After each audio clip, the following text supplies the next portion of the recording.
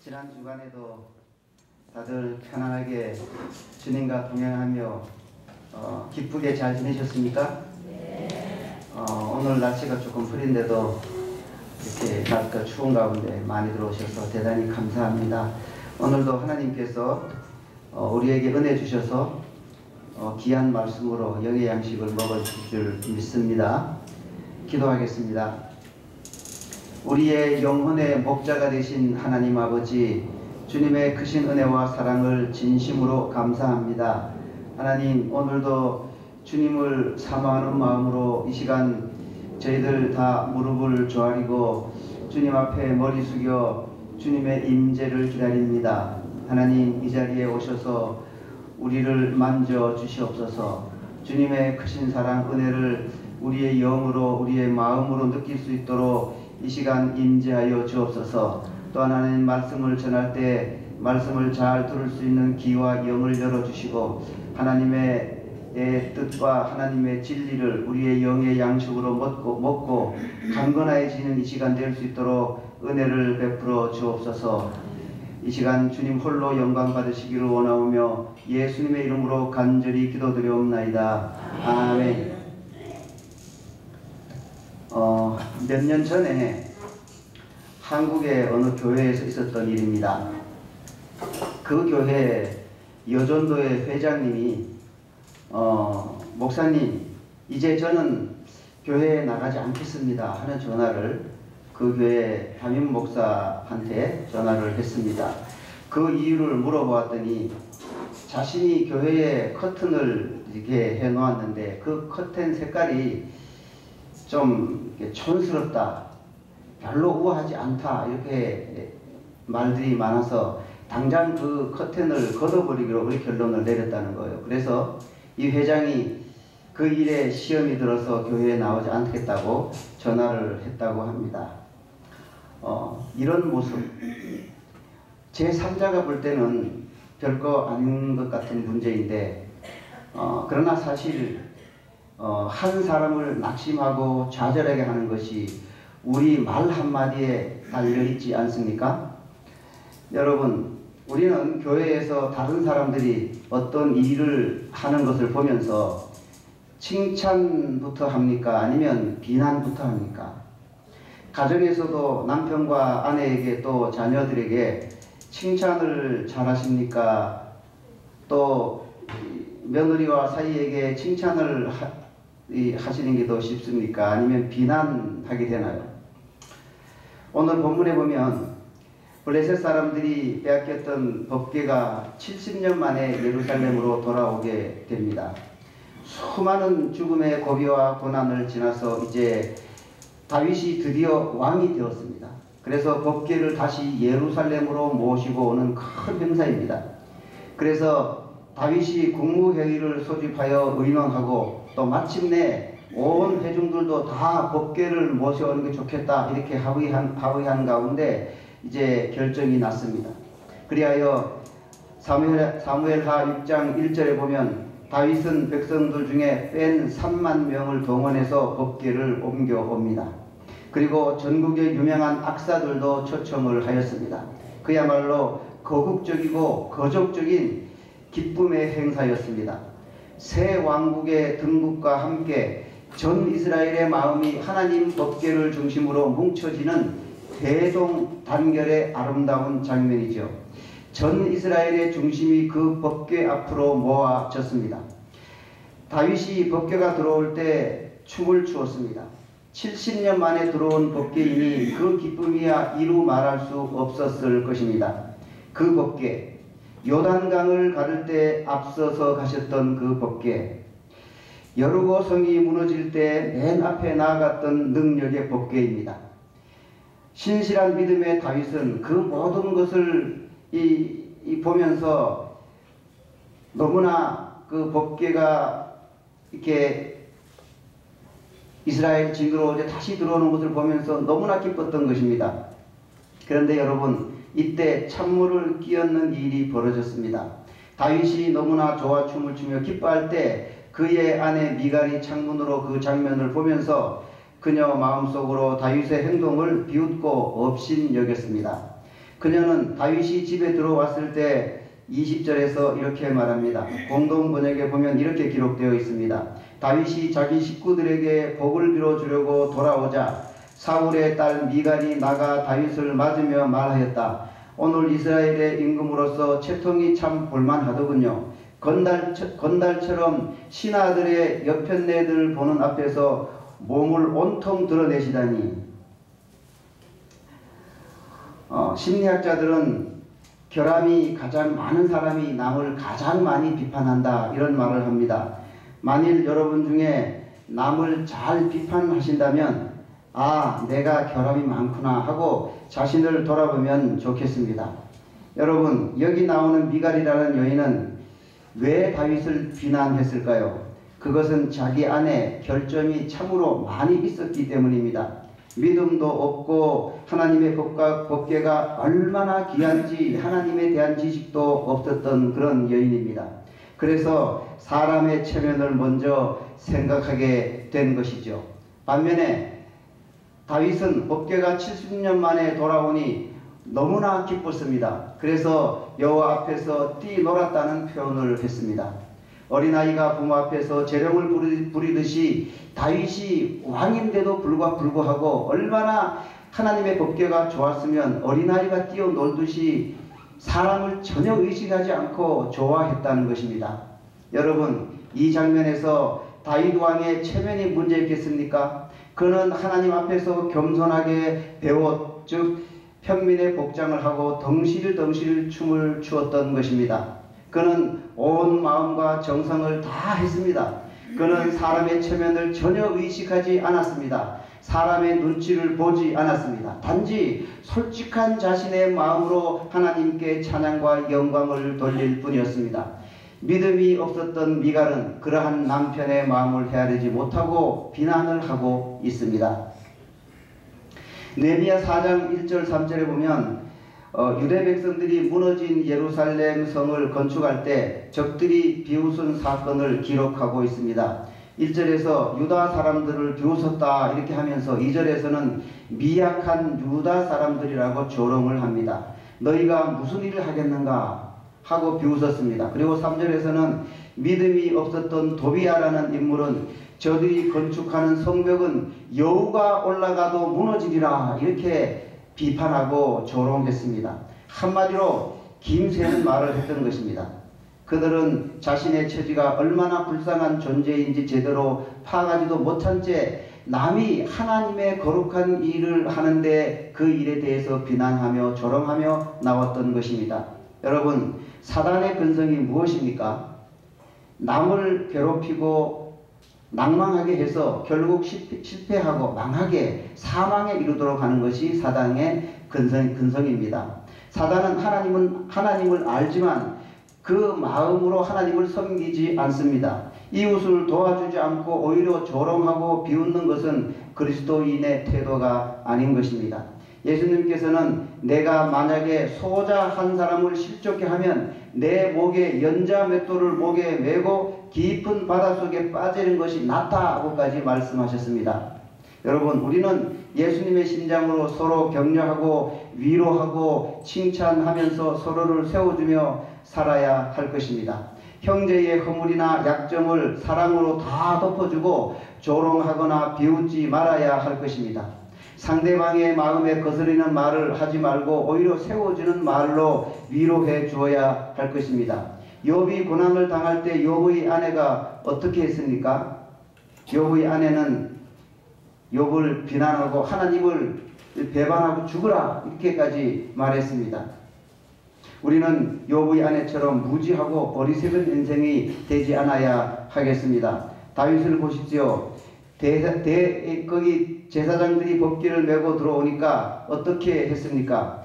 좋아 기뻐 춤만 췄습니까? 17절에 보면 하나님께 예배도 드렸다고 기록되어 있습니다. 제사를 드렸다고. 그리고 뭘 더 했죠? 법궤를 메고 온 사람들을 축복합니다. 그뿐만 아니라 모든 백성들을 다 축복을 합니다. 그리고 백성에게 떡을 나누어 주었습니다. 또한 자기 가족에게 돌아가서 가정에서 가족들도 축복을 했습니다. 여러분, 우리 서로 칭찬하며 사십시다. 축복하고 격려하며 살아가십시다. 그것이 십자가로 구속받은 하나님의 자녀들의 삶의 특징입니다. 누가 믿음이 좋습니까? 주위에 있는 모든 사람들의 허물을 다 덮어주고 칭찬하는 사람입니다. 다 용서하고 세워주는 사람입니다. 사랑으로 감싸주고 용기를 북돋아주는 그런 성도입니다. 여러분, 우리는 가정과 교회에서 칭찬 한마디로 화기애애한 분위기를 만들어 가야 합니다. 그것이 하나님의 뜻인 줄로 믿으시기를 바랍니다. 우리는 웃을 땐 웃고 즐거워할 땐 즐거워할 수 있는 그런 편안한 환경을 우리가 만들어 가야 합니다. 자신을 마음껏 표현할 수 있는 모임이 되도록 해야 하겠습니다. 그래서 칭찬하는 모임, 격려하는 공동체, 그러한 우리 경로대학이 되기를 주의 이름으로 간절히 축원합니다. 여러분, 칭찬 한마디가 사람을 움직인다는 말이 있습니다. 알버트 아인슈타인의 학창시절을 보면 그는 결코 천재가 될 자격이 없는 사람이었다고 합니다. 그의 고등학교 생활기록부의 담임선생님은 이 학생은 무슨 공부를 해도 성공할 가능이 없음이라고 적었다고 합니다. 이러한 내용이 적힌 성적표를 받아든 아인슈타인의 어머니는 낙담하는 아들을 오히려 달래며 아들아, 너는 다른 아이와 다르단다. 내가 다른 아이와 같다면 너는 결코 천재가 될 수 없단다. 이 말을 듣고 아인슈타인은 힘을 얻었고 이러한 칭찬과 격려로 아인슈타인은 세계적인 인물이 될 수 있었던 것입니다. 발명왕 에디슨도 마찬가지입니다. 그도 학교 다닐 때 열등생이었다고 합니다. 그러나 가정에서는 우등생이었다고 하죠. 같은 학생인데 무슨 차이가 있었을까요? 학교에서는 선생님의 꾸중과 비판과 질책이 있었고 반면에 가정에서는 어머니의 인정과 신뢰와 칭찬이 있었다는 것입니다. 어머니의 끊임없는 신뢰와 칭찬과 격려는 에디슨을 세계적인 발명왕으로 만들었던 것입니다. 그래서 칭찬은 바보를 천재로 만든다는 말이 만들어졌습니다. 그러면 여러분, 본문에서 칭찬하지 못하고 비난한 결과는 무엇이었습니까? 23절을 한번 보겠습니다. 23절에 보면 그러므로 사울의 딸 미갈이 죽는 날까지 그에게 자식이 없으니라 그랬습니다. 비난하는 말 한마디로 그 이후에 남편의 사랑을 더 이상 받을 수 없었던 불쌍한 여인. 다윗의 아내 미갈은 결과적으로 하나님으로부터도 버림을 받게 된 여인으로 기록되고 있습니다. 왜 그렇죠? 하나님을 기쁘시게 하는 남편을 칭찬하거나 축복하지는 못할지언정 조롱하고 비웃었기에 그 행위는 말하자면 하나님을 비난한 결과가 되었다는 것입니다. 사람의 시각으로 보면 이 사건이 별로 그렇게 중요한 것 같아 보이지 않을 수도 있습니다. 그러나 영적으로 보면 매우 중요한 사건이라는 사실입니다. 그래서 하나님께서 미갈에게 남은 생애가 홀로 외롭게 살아가도록 그냥 놔두셨다는 것입니다. 그것은 하나님이 미갈을 징계하셨다는 뜻도 되는 것입니다. 이러한 징계를 보면서 우리는 하나님도 너무하셨다고 생각할 수도 있을 것입니다. 그러나 이것은 대단한 사건입니다. 어떤 면에서는 하나님께 정면으로 도전하는 사건이 될 수도 있었던 것입니다. 다윗은 하나님을 기뻐했기 때문에 그런 행동을 했습니다. 그런데 그를 비난하다니, 그렇잖아요? 여러분, 하나님이 일개 피조물인 인간에게 멸시를 받아서야 되겠습니까? 조롱을 받고 비난을 받으셔야 되겠습니까? 절대로 그럴 수는 없는 법입니다. 여러분, 생각해 보세요. 이 사건 얼마 전에 무슨 사건이 일어났었습니까? 그들이 하나님의 법궤를 모셔오려고 했으나 실패한 사건이 있었습니다. 그들은 많은 준비를 해서 축제적인 분위기로 법궤를 모셔오려고 했는데 갑자기 우사가 법궤로 인해서 즉사하는 사건이 벌어졌습니다. 이 모습을 보면서 하나님도 너무하시지, 법궤를 조금 만졌을 뿐인데 사람을 죽이시다니 하고 불평할 사람도 있을 것입니다. 법궤가 넘어지려고 하여 그것이 넘어지지 않게 하는 것인데 오히려 상줄 만한 일이지 그게 무슨 죄가 될 수 있느냐 하고 항변할 수도 있을 것입니다. 그러나 여러분, 그들이 수레로 법궤를 운반하는 것, 그것은 하나님의 방법이 아니었다는 것입니다. 블레셋 사람들에게 배운 악한 세속적인 방법이었던 것입니다. 민수기 4장 15절에서 그러나 성물은 만지지 말지니 죽을까 하느라고 경고하셨는데 그럼에도 불구하고 그들은 몰라서 레위 지파만 법궤를 운반할 수 있다는 것을 무시하고 율법을 범하고 세속적인 방법으로 그 법궤를 옮겨오고 있었던 것입니다.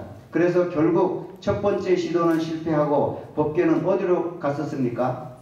오벳 에돔의 집으로 갔습니다. 법궤가 그곳에 들어가니 어떻게 되었죠? 11절에 보면 하나님께서 석 달 동안 그 온 집에 복을 내려주셨다고 하셨습니다. 이 사실을 미갈이 몰랐겠습니까? 모든 사람들이 다 알 수 있도록 복을 내렸던 그 사실. 12절에 보면 혹이 다윗 왕에게 고하여 가로되 여호와께서 하나님의 괴를 인하여 오벳 에돔의 집과 그 모든 소유에 복을 주셨다 한지라 다윗이 가서 하나님의 괴를 기쁨으로 메고 오벳 에돔의 집에서 다윗성으로 올라갈세 하고 기록하고 있습니다. 모든 백성들이 다 알고 있었습니다. 따라서 미갈도 당연히 알고 있었을 것입니다. 그럼에도 불구하고 법궤를 모셔오면서 기뻐하는 다윗을 비난한 것입니다. 곧 그것은 단순히 다윗을 비난한 것이 아니라 하나님을 비난한 것이 되었던 것입니다. 그래서 본문에서 다윗의 아내라고 하지 않고 사울의 딸이라고 표현하고 있습니다. 미갈은 역대상 13장에 나오는 아버지 사울이 언약궤를 함부로 다뤘던 그런 악한 영향을 받았을 수도 있었습니다. 그래서 다윗이 신앙적 열정으로 하나님의 궤 앞에서 춤을 추고 사람들의 체면을 생각하지 않고 기뻐하는 모습을 보여주었던 것인데 그것을 업신여기게 되었던 것이죠. 여러분, 우리가 왜 사람들을 칭찬하기보다는 비난하게 되죠? 혹시 교회에서 열심히 봉사하는 사람들을 칭찬하기보다는 비난하고 깎아내리지는 않으십니까? 혹시 우리 경로대학생들 간에도 섬기는 일에 비난하시지 않으십니까?